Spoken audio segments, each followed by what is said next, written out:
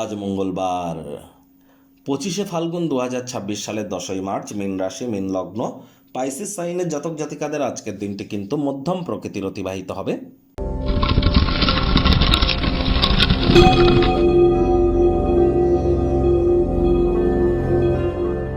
ভিডিওটির শুরুতে স্ক্রিনে আপনারা দেখতে পাচ্ছেন হনুমানজির প্রণাম মন্ত্র।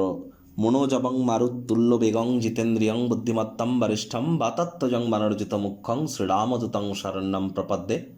সকাল সকাল আপনারা যখন স্নান আদি সারবেন তখন কিন্তু অবশ্যই একটি হনুমানজির ছবির সামনে আপনারা একটু ধূপ দেখিয়ে প্রথমে 3বার জয় সিয়ারাম বলে নিন। তারপরে এই মন্ত্রটি 3বার জপ করুন। তারপর 3বার নিজের নাম এবং গোত্র ধরে বলুন সদা হরি চেরা, সদা হরি চেরা। এটি 3বার জপ করে নিজের মনস্কামনাকে জ্ঞাপন করে দিনটি শুরু করুন, লাভান্বিত হবেন। আজ মঙ্গলবার, মঙ্গল গ্রহের কিন্তু প্রতিকার স্বরূপ হনুমানজির নাম জপের থেকে বেটার কিছু হতে পারে না। আর অবশ্যই মঙ্গল কিন্তু এখন রাহুর সাথে অঙ্গারক যোগে আছে এবং মঙ্গলের উপরে শতবিশা নক্ষত্রের একটি প্রভাবও কিন্তু আমরা পরিলক্ষিত করছি। তাহলে যত বেশি হনুমানজির নাম জপ ধ্যান আরাধনা করবেন এটি আপনাদেরকে বেটার ইম্প্যাক্ট প্রদান করাবে। চেষ্টা করুন যাদের হাই ব্লাড প্রেশারের রোগী, লো ব্লাড প্রেশারের রোগী, যাদের হিমোগ্লোবিন যাদের ফল করে আছে, ক্যালসিয়াম আয়রন যাদের শরীরে একটু কম আছে, তাদেরকে কিন্তু অত্যন্ত প্রিকশন নিয়ে চলতে হবে। আর অবশ্যই সাবধানে গাড়ি ঘোড়া চালান, সাবধানে হাঁটাচলা করুন। চোট আঘাত কিন্তু আপনাদের লাগতেই পারে, হুটহাট করে রেগে যেতে পারেন। রাগ কিন্তু স্বল্প পাগলামির একটি রূপান্তর মাত্র। হনুমান চালিসা পাঠ করতে গেলে সঠিক নিয়ম জেনে তারপর কিন্তু পাঠ করা উচিত। ভাগ্য মিটার আজ আপনাদের বলছে 7/10 ভাগ্য আপনাদের অনুকূলেই থাকবে। প্রেম, দাম্পত্য, কর্মজাগতিক ক্ষেত্রে আপনাদেরকে একটু সাবধানতা অবলম্বন করেই চলতে হবে। আপনার অসাধারণ মেধা ক্ষমতার কারণে বিভিন্ন অক্ষমতাকে আপনারা জয় করতে সক্ষম হবেন। কায়িক পরিশ্রম হলেও শরীর মনে সতেজতা এবং তরতাজাই আপনারা অনুভব করবেন। দীর্ঘদিনের পুরনো রোগশোক অসুস্থতা থেকে আজ মুক্তি প্রাপ্তি করবার দিন, পরিত্রাণ প্রাপ্তি করবার দিন। অর্থগত ব্যাপারে আয় ইনকামও বাড়বে।